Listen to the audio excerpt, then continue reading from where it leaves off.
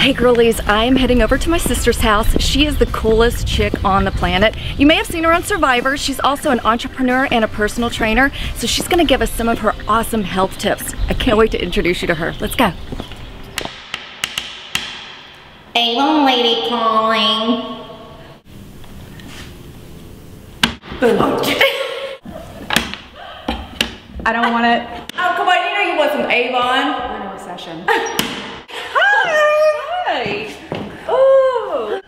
Let's get it. Okay, this is what you do when you walk into family's house. First thing, you open the fridge and see what they got to snack on. What you got, girl?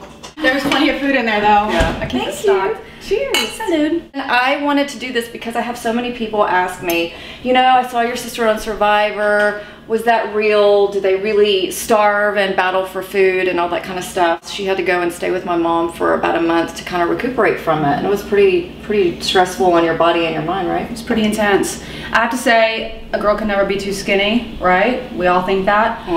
And watching the show play back, I thought the first episode, oh, I'm getting a little, oh, maybe I could afford to go a couple days without eating. And then, you know, a couple episodes in, 3 or 4 episodes in, days have passed. And I'm like, ooh, I'm looking good. I'm getting skinny. So there's a psychological aspect to it. And then towards the end, I looked gaunt and disgusting. And that's to the point to where I wouldn't have even wanted realistically to ever be that small. My weigh-in weight was 118. My weigh-off weight at 5'9" was 99 pounds. So it's real deal. Didn't that change your relationship to food? Because then you're really skinny and you didn't want to put back the weight, did you? Well, the relationship that I established with food, I never really had an issue with food before. We would always eat Mexican food. I never thought twice about it.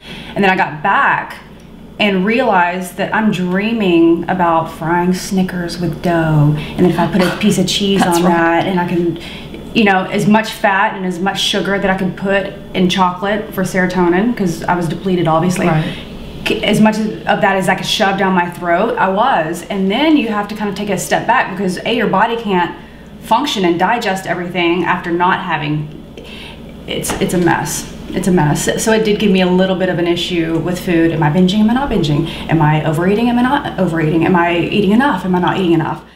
So the great outcome to this was that you really started a spiritual journey, a combination of a physical and spiritual journey, really taking care of yourself and learning how to be healthy. You've even gotten into personal training and helping others with that. Does that just help empower you even more? Yeah, I gotta say that being on the show, you don't have time to really do a lot of self-nurture, self-love, because you're in strategy. You're trying to figure out who's going to screw you, so you got to screw them first. And so I came back with the idea of like, I'm really going to learn how to love myself. Like, and that sounds so cheesy, I know, but it's the truth. And all those food issues kind of can and do, they come and go, but it goes by the wayside once you start to really nurture your core and who you are internally and really be patient with yourself. And so I kind of did that because I kind of was proud of myself with the outcome of what I did, and like, I prayed every morning, I'm like, God, get me through this, please, because I cannot do it on my own.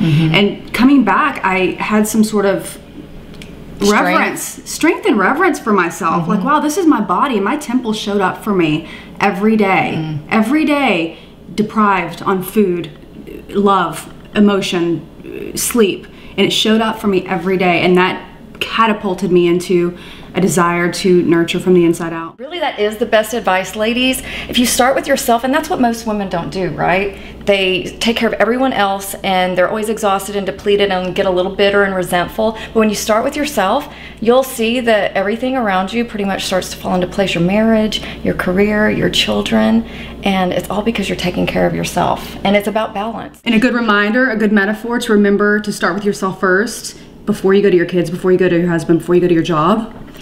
When you're in an airplane, they always say, put your oxygen mask on first, and then put yours on your kid or your spouse or whoever's around. It's the truth. That's the truth. That's a law. Like, you've got to nurture yourself before you can be of any use or benefit to anyone else. Claim it. Clean, clean. Walk it out, ladies. Now walk it out.